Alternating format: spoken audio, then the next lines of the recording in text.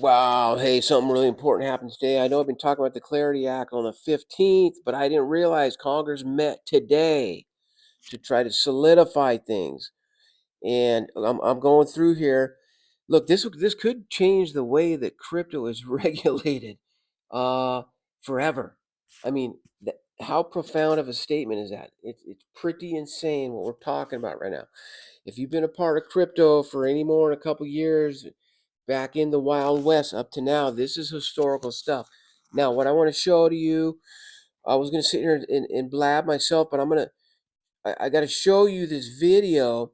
This is Paul Barron Network, and he's a very reputable reporter. So I'm going to show you this. It's about 5 minutes long. This will give you the recap. Let's check this out. Let's get into everything that's going on with the Clarity Act, because this is a huge, huge weekend. If you look at what the current Senate Banking Committee is doing right now, is we have a few more days, 3 days to be exact, before Thursday at 10 a.m.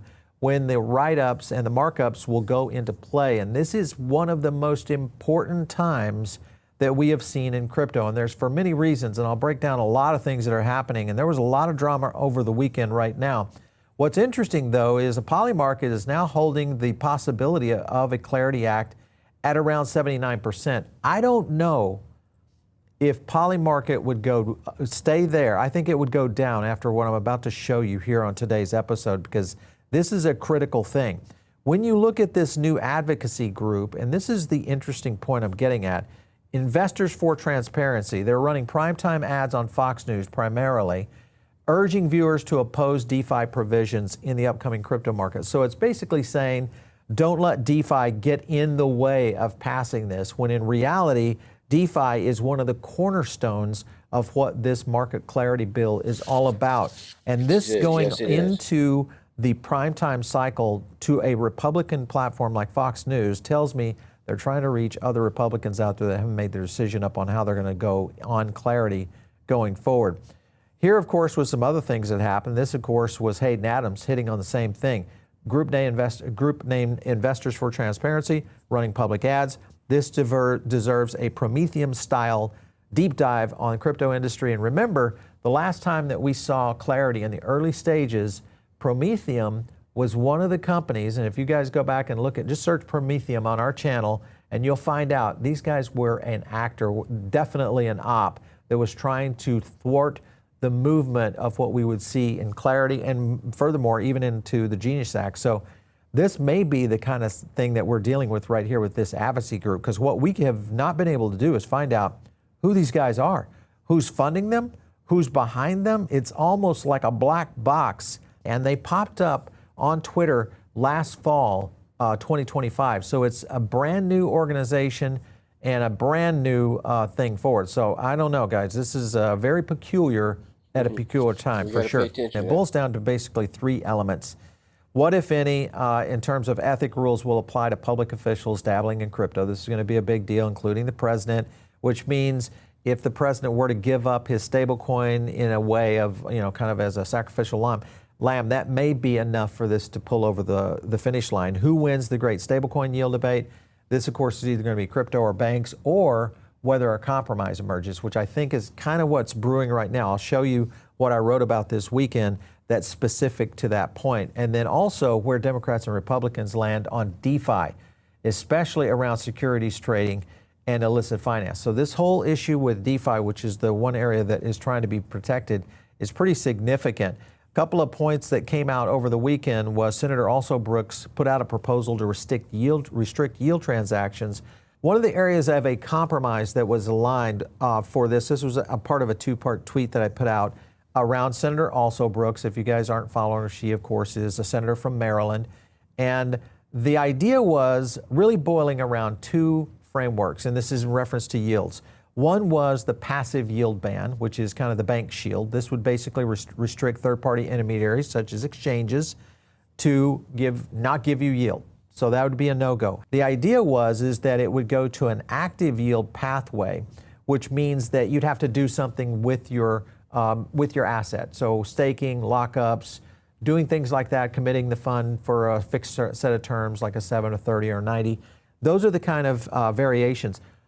Based on everybody that we've talked to so far, and we had Senator Warren Davidson on last week, we had the DeFi Education Fund, this is something that both senators and congressmen are getting behind from both sides of the aisle. So this would get a little bit interesting as we start to see this go forward.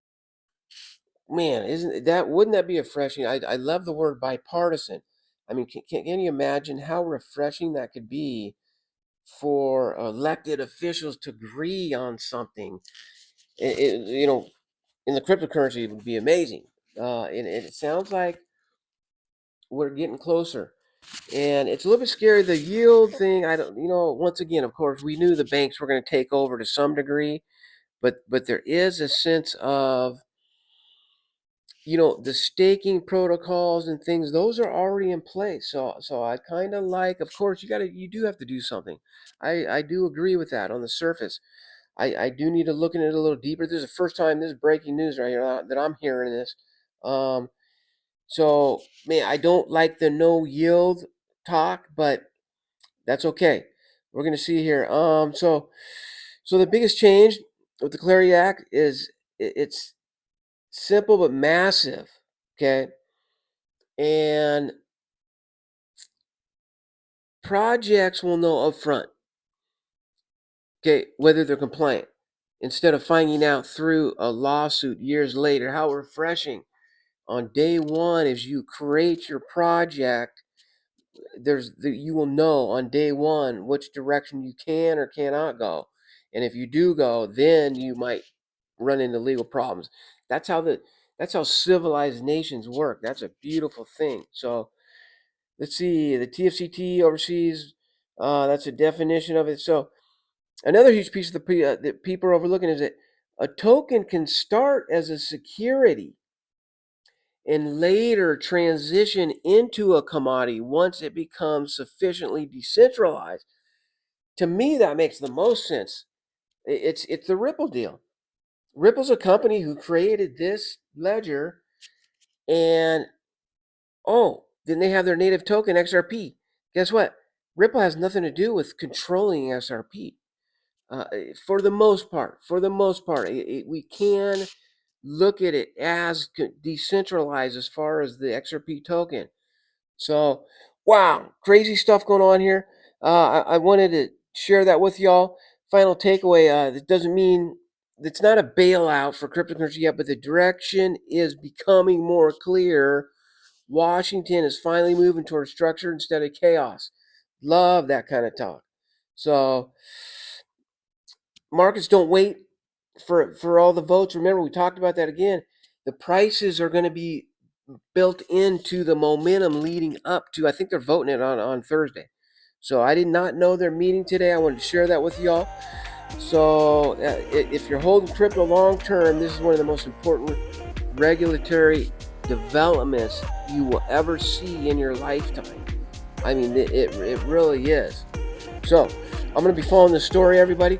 If you got some of that, give me the thumbs up. If you would, please give me the sub. I'm following the story as things develop. I will be sharing it with you. And as always, thanks for checking in. And enjoy the rest of your week, everybody. We're going in. What's today? Tuesday, going into Wednesday. Finish out that week strong. All right, buddy. Peace out.